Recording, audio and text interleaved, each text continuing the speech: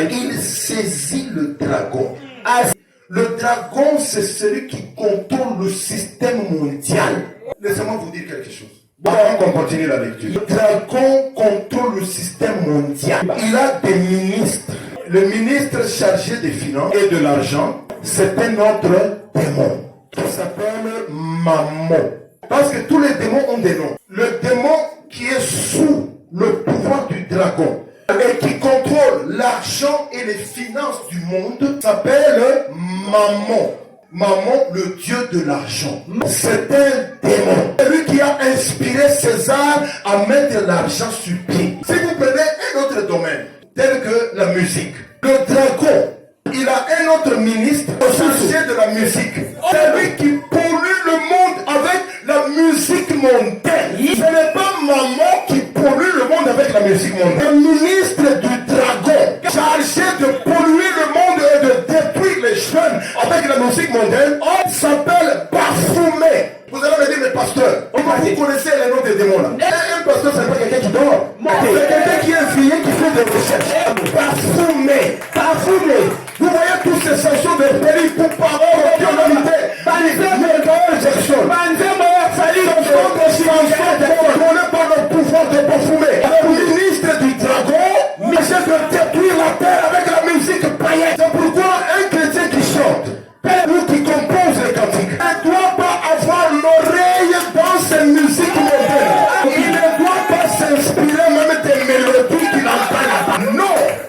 Si vous entendez les mélodies, vous les prenez, vous sortez les paroles, vous essayez de mettre les paroles de la Bible, et vous avez le pouvoir de Baphomet. Quand vous faites les concerts ici, vous faites les concerts sous le contrôle de Baphomet. Mais nous, Casimir, nous le devons être.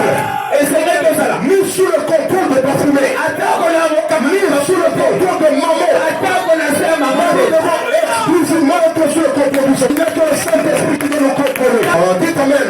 Amen. C'est la vérité, frère. Vous savez, il y a un autre ministre du dragon. Quand nos ancêtres, quand ils mettaient les enfants au monde, on disait, il faut chercher la protection pour les enfants. Alors, on allait avec les enfants, on faisait les incisions. On met les incisions de protection, on met les incisions. Il y a des enfants à qui on met les fils ici. Pour d'autres enfants, on met les fils ici. Vous allez voir les vieillards de la famille, ils disent que non, c'est pour la protection pour l'enfant.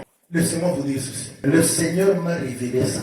Si vous lisez dans la Bible, vous allez voir que ça ne vient pas d'aujourd'hui. Ça vient depuis le temps de la Bible. Il y avait un démon qui était un ministre du dragon chargé de posséder les enfants soi-disant en les protégeant. Il s'appelait qui?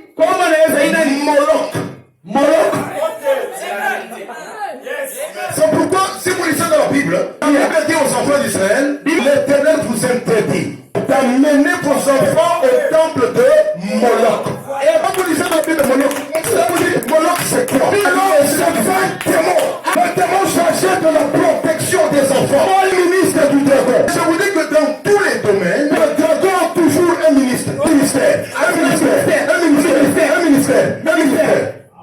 Ok. Amen. Je vais vous dire quelque chose qui va vous choquer maintenant. Vous savez, frère, il y avait les jours de la semaine. Mardi, mercredi, jeudi, vendredi. Quand on a partagé ces jours de la semaine, d'après le calendrier que nous avons, ces jours-là ont été dédiés au ministre de Satan. Amen. Amen. Il y avait des divinités qu'on adorait, et à chaque divinité on adorait un jour. Il y avait celui qu'on appelait le dieu de la fertilité. On lui a donné le jour de samedi.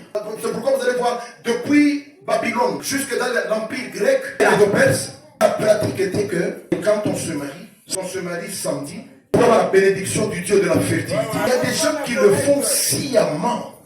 Oh, le Dieu de la fertilité travaille samedi, c'est samedi. Nous, on ne le fait pas en fonction du Dieu de la fertilité. Nous avons une promesse.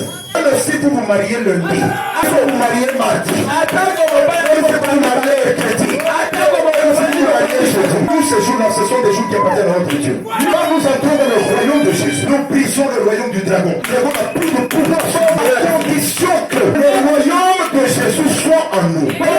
C'est le seul royaume qui a le pouvoir au-dessus du pouvoir du dragon. Voilà pourquoi dans Apocalypse chapitre 10, quand la Bible dit, il y a une bête qui monte de la terre, Apocalypse 13, il Et une bête qui monte de la mer. Vous voyez, une bête qui monte de la terre, monte de la mer. Mais quand Christ lui descend dans Apocalypse 10, il descend comme un ange puissant avec l'arc-en-ciel autour de sa tête. La première chose, un pied sur la terre, un pied sur la mer. Où sortent les deux bêtes.